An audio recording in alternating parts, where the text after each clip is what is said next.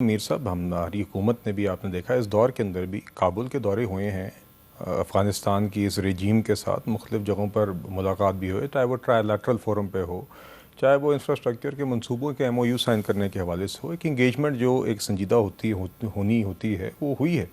और इसमें ये बात हुई है कि देखिए जी, हम कंस्ट्रक्टिव एक माहौल चाहते हैं अपने ख़त्े में, मगर हम किसी भी सूरत आपके मुल्क को अपने मुल्क के अंदर दहशत गर्दी के लिए इस्तेमाल होना बर्दाश्त नहीं कर सकते। ये बात पहले भी की गई, ये बातें हुई हैं, मगर उन बातों के बाद भी अगर इस तरह के हमले होंगे तो फिर रियासत ने और हमारी हुकूमत ने अपने शहरियों के दिफा के लिए जो इक़दाम उठाने थे, जो कदम उठाने थे अपने दिफा के लिए, वो उठाए पिछले दिनों के अंदर।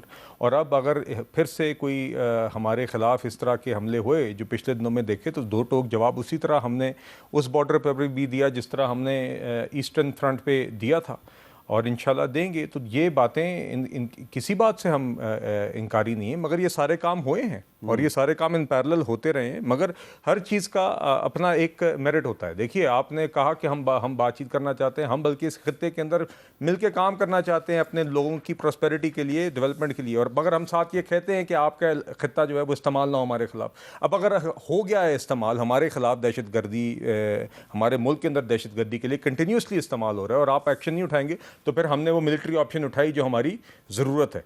और इसी तरह मुझे जो अभी देखिए, जो आपने बात की, ऑफ़र की बात बड़ी वाज़ेह है जी। अभी इनने नए अपने CM बनाए हैं।